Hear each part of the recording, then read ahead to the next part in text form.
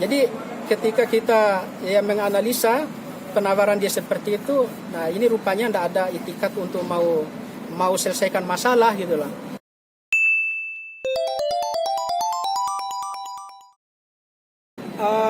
Hal yang kita laporkan ini terkait dengan masalah fitnah dan pencemaran nama baik melalui Instagramnya Zakir Daulay.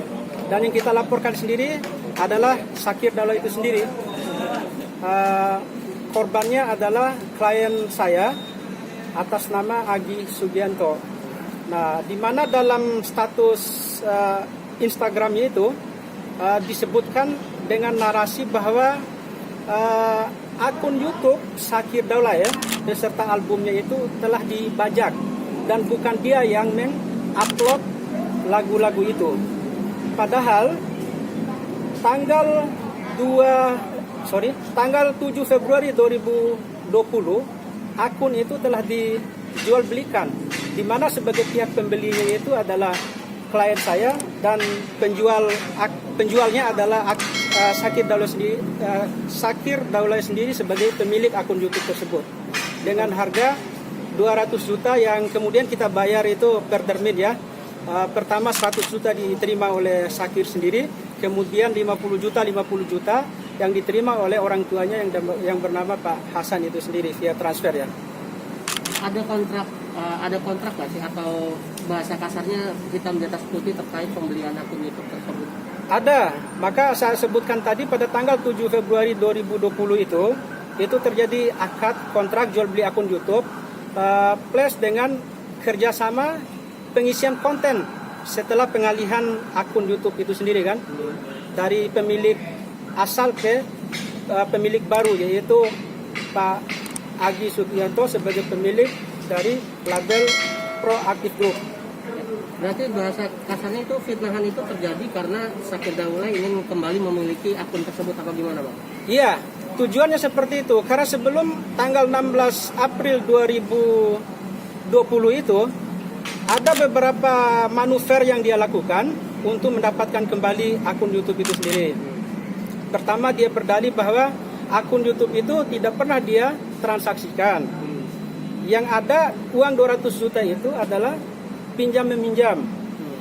Mentah di situ, kemudian dia berusaha masuk ke masalah formalitas perjanjian. Dia menggunakan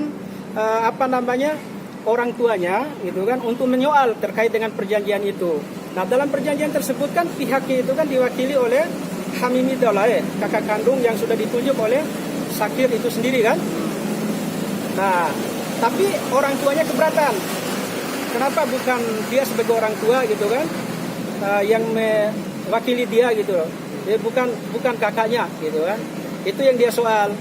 Nah, tapi kita tidak ada masalah di situ ya, karena memang pada awal kontrak itu kan kita udah menanyakan kepada pihak Zakir siapa yang dia tunjuk gitu kan. Kemudian bagaimana dengan pihak keluarganya, ya maka mereka sepakat untuk menunjuk Hamimi Daulay itu sebagai kakak kandungnya sendiri. Dan itu sudah biasa katanya Hamimi Daulay itu mewakili Zakir untuk menandatangani kontrak kerjasama dia dengan perusahaan lain. Oke, tapi sebelumnya sudah ada komunikasi nggak Bang, atau minimal somasi terkait? Sudah, tanggal 30. Makanya kenapa kemudian hari ini saya melaporkan Zakir gitu, karena pada tanggal 30 kita sudah mensomasi ya. Tapi jauh sebelum somasi kita sudah melakukan negosiasi lah atas permintaannya dia gitu kan, untuk mengakomodir kira-kira apa maunya dia kan. Mentok di situ ya akhirnya kita layangkan somasi guna pertama itu untuk melaksanakan prestasinya, karena si Zakir ini sudah ingkar janji bukan prestasi sejak sejak lagu Aisyah itu menjadi top trending gitu kan. Jadi tidak ada satupun prestasi dia yang dia laksanakan.